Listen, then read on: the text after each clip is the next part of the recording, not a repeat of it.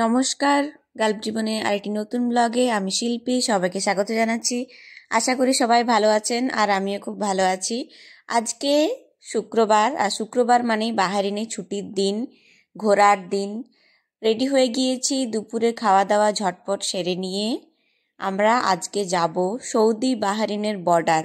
আপনারাও ভিডিওটা পুরোটা দেখুন, আশা করি ভিডিওটা খুব ভালো লাগবে আপনাদের, কারণ অনেক সুন্দর জায়গা আমি ঘুরে এলাম, আপনারাও দেখতে পারবেন ভিডিওর মাধ্যমে। তাড়াতাড়ি করে লাঞ্চ শেষ করে দুজনে রেডি হয়ে বেরিয়ে পড়েছি আমরা এখন। আর শুক্রবার এমনিতেই ঘুম থেকে উঠতে অনেক লেট হয়, কারণ বৃহস্পতিবার রাত্রে সবাই নিজের মতো পার্টি করে, এনজয় করে। টাইমটা দেখিয়ে দিলাম ক্লক টাওয়ারে, ওই যে দেখুন 2:15 বাজছে। বৃহস্পতিবার রাত্রেবেলায়, যেহেতু শুক্রবার ছুটি থাকে, তাই বৃহস্পতিবার রাত্রে বাহারিন মানেই একটা নাইট লাইফ, পার্টি চলতেই থাকে, লেট নাইট ঘুমোনো হয়। তার জন্য শুক্রবার সকালবেলায় উঠতে উঠতেই কমসে কম 10টা-11টা বেজেই যায়।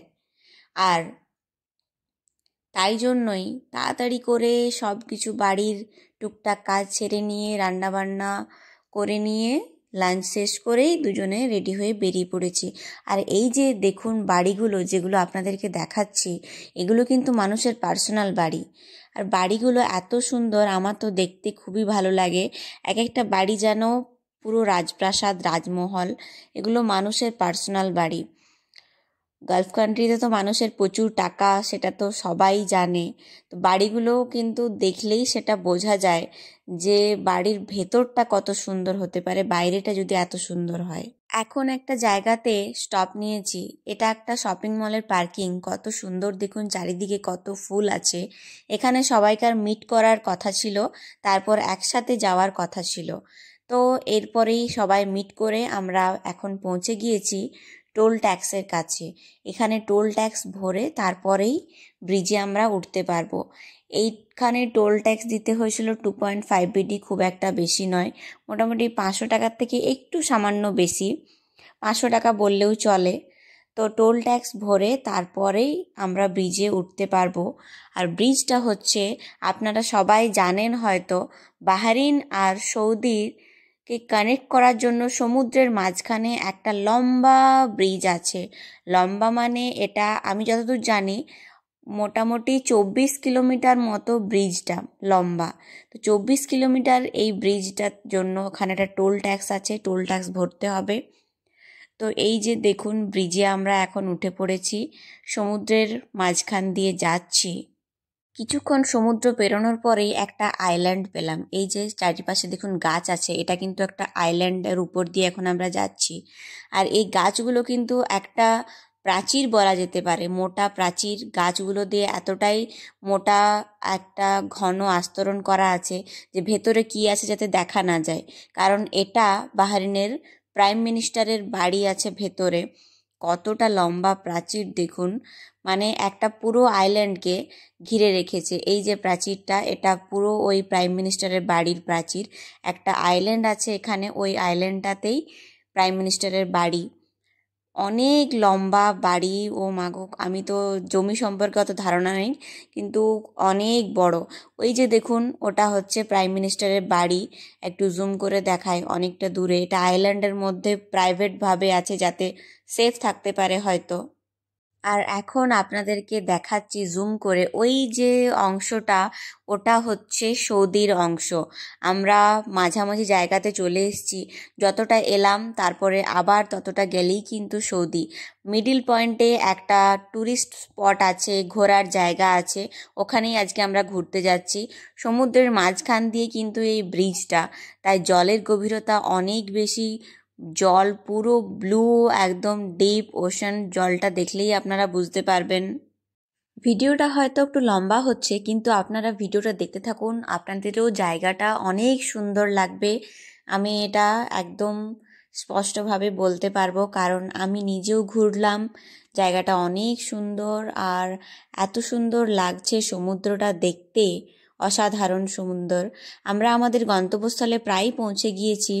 ওই সাইডটাতে একটু দেখতে পেলাম কয়েকটা বড় যে স্টিমার বা বোট টাইপের হয়, সেগুলো দাঁড়িয়ে আছে। দেখুন রাস্তাটা কত সুন্দর সাজানো আছে, অসাধারণ লাগছে দেখতে। আমাদের এখানে পৌঁছাতে মোটামুটি 30 মিনিট ড্রাইভ করতে হলো। রাস্তায় খুব বেশি জ্যাম ছিল না, জ্যাম থাকলে হয়তো আরও বেশি সময় লাগতো। 30 মিনিট মোটামুটি লাগলো, এখানে পৌঁছে গেলাম। আমিও এখানে প্রথম ঘুরতে এলাম, বাহারিনে এতদিন আছি। শুক্রবার মানে বাহারিনে কিন্তু পিকনিক।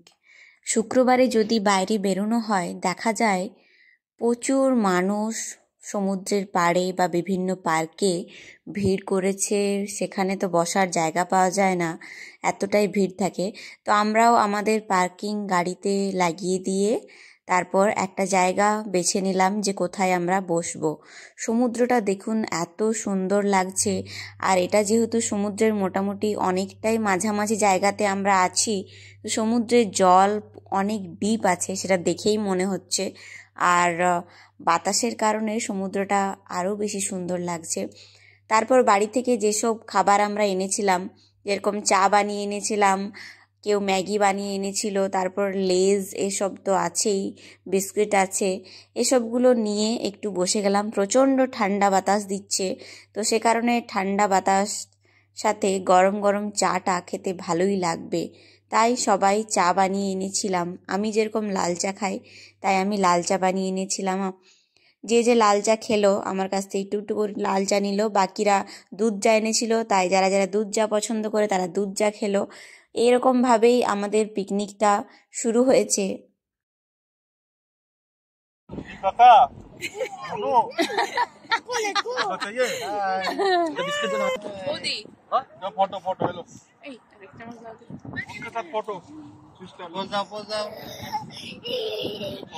মামাই এই বাচ্চাটাকে ধরে নিয়ে চলে এসছে। এরা কোন কান্ট্রির অবশ্য জানি না, ইন্ডিয়ান বা বাংলাদেশি তো নয়, সেটা দেখেই বোঝা গেল। তো কোন কান্ট্রি জানি না, ওকে ধরে নিয়ে চলে এসছে আমাদের কাছে।